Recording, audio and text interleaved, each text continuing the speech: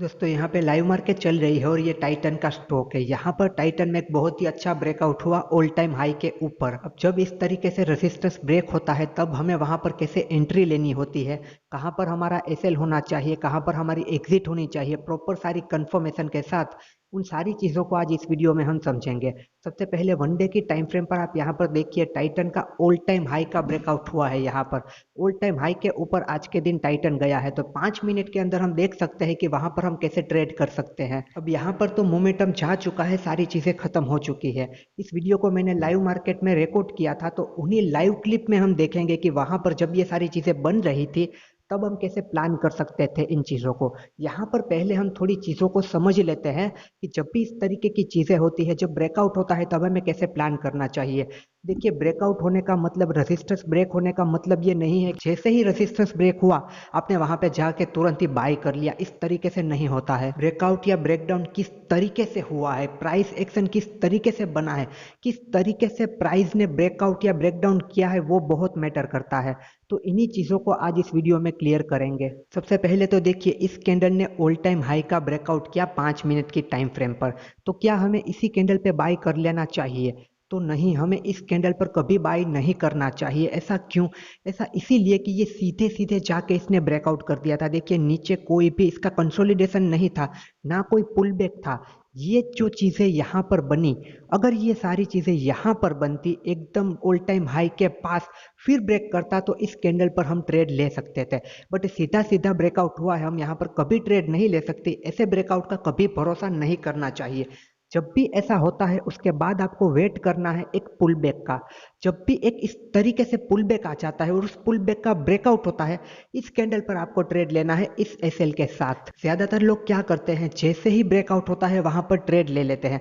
अगर यहाँ पर किसी ने भी इस कैंडल पर ट्रेड लिया होता तो उसने अपना एसएल कहाँ पर लगाया होता? कैंडल के लो पर। तो आप देख सकते हैं कि कैंडल के लो पर उसका एसएल हिट हो गया।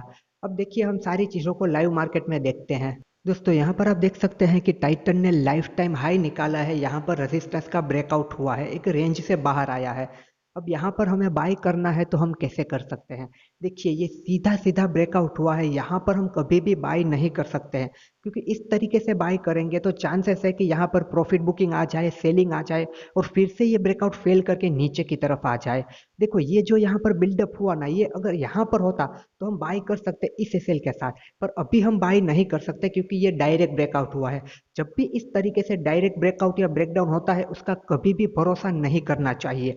अगर नीचे कंसोलिडेशन हुआ है या बिल्डअप हुआ है तभी जाके आपको डायरेक्ट बाय करना चाहिए, वरना इस तरीके के ब्रेकआउट का बहुत ही कम भरोसा करना चाहिए।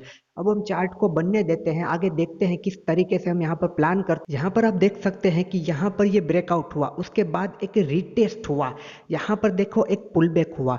अब इस पुल बैक के बाद जब भी प्राइस इस लेवल के ऊपर क्लोजिंग देती है, यहाँ पर हमें बाय करना है इस स्टॉप लॉस के साथ, और यहाँ पर मिनिमम हमें 1:2 का टारगेट तो रखना ही है। अब आप देखिए हमें यहीं पर क्यों बाय करना है। आप सोच रहे होंगे कि हम अगर यहाँ पर बाय कर लेते इस कैंडल पर तो भी हमें जल्दी एंट्री मिल जाती, हमें ज्यादा प्रॉफिट मिल जाता। बट जब भी डायरेक्ट ब्रेकआउट होता है तब हमें एक पुल बैक का वेट करना ही है, क्योंकि अगर देखो ज्यादातर लोग क्या करते हैं, जब भी ब्रेकआउट होता है सीधा सीधा बाय कर लेते हैं।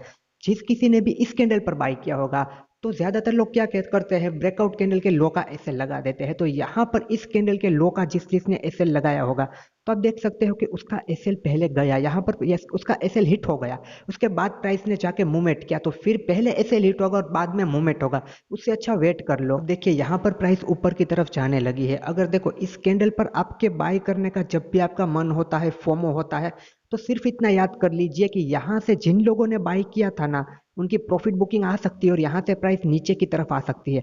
बट ये जो पुल बैक हो जाता है उसके बाद इस पुल बैक का ब्रेकआउट हो जाता है ना, तो वहां पर हमारे पास एक कंफर्मेशन होती है कि प्राइस में और मोमेंट बाकी है, प्राइस कंटिन्यू करना चाहती है।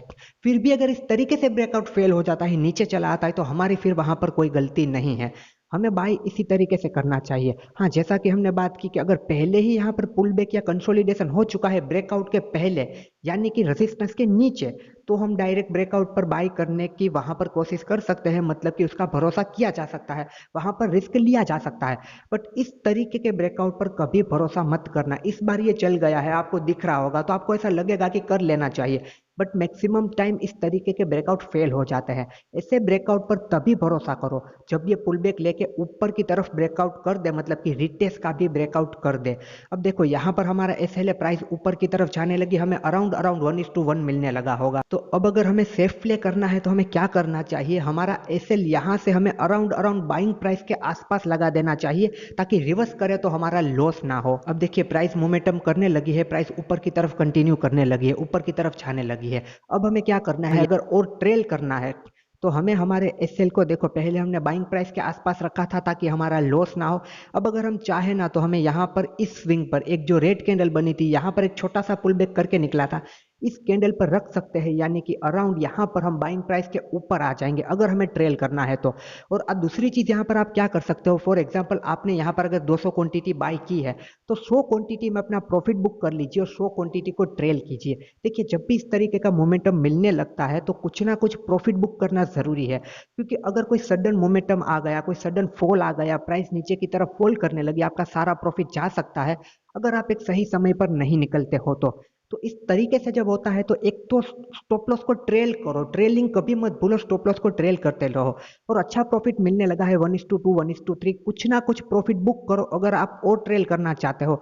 आपको अगर लगता है कि प्राइस और मूवमेंट कर सकती है तो कुछ प्रॉफिट बुक करके ट्रेल करो, या फिर आप अपने 1:2 1:3 से खुश हो तो अपना प्रॉफिट बुक कर लो और ट्रेड को खत्म कर लो। पर एक बात हमेशा याद रखना, देखो स्टॉप लॉस को ट्रेल करते जाना है, जैसे जैसे प्राइस ऊपर की तरफ जाती है। कब तक ट्रेल करना है, जब तक लास्ट स्विंग लो नहीं। मान लो यहाँ पर आप ट्रेल कर रहे हो, प्राइस इस तरीके से जा रहे हो, अब नीचे आती है और इस स्विंग को तोड़ के नीचे आ जाती है, तो वहां पर आपको पूरी पोजीशन से एग्जिट कर देना है, क्योंकि वहां पर फिर मार्केट ट्रेंडिंग नहीं रही, वहां पर फिर वोलाटिलिटी क्रिएट हो सकती है। तो आपको ट्रेल तब तक करना है जब तक मार्केट अपने प्रीवियस लो को रिस्पेक्ट करते हुए जा रहा है, प्रीवियस स्विंग लो को रिस्पेक्ट करते हुए जा रहा है। तो यहाँ पर देखो ब्रेकआउट हो या ब्रेकडाउन हो, जब भी डायरेक्ट ब्रेक हो उसे ट्रेड नहीं करना, इस बात को हमेशा ध्यान रखना। अगर डायरेक्ट ट्रेड करने की कोशिश की कैंडल के लो के साथ, फिर आपका यहाँ पर पहले SL हिट हो जाएगा, फिर मार्केट इस तरीके से निकलना चाहेगी तो यहाँ पर फिर कॉन्फिडेंस भी नहीं रहेगा। यहाँ पर क्या होगा कि फिर मैं बाई करूंगा, फिर नीचे आ जाएगा, तो ऐसे में आपका एक अच्छा ट्रेड जा सकता है। तो हमेशा याद रखिए सारी चीजों को चार्ट पे बनने दीजिए, बिल्कुल फोमो में ट्रेड मत कीजिए। अगर इस तरीके के ट्रेड मिस भी हो जाते हैं तो उसे होने दीजिए, कोई बात नहीं, कोई आखिरी ट्रेड नहीं था, आपको रोज ट्रेड मिलेंगे। बट फोमो में या फिर मतलब कि रेंडमली ट्रेड मत कीजिए। कुछ चीजें चार्ट पर आपको आपके सामने दिखने लगे, जब भी आपको सही लगे, जब भी आपका सेटअप बने, जब भी आपके पास कंफर्मेशन हो कि हाँ ये मूवमेंट हो सकता है, तभी जाके वहां पर ट्रेड कीजिए, बिल्कुल रैंडम ट्रेड कभी मत कीजिए।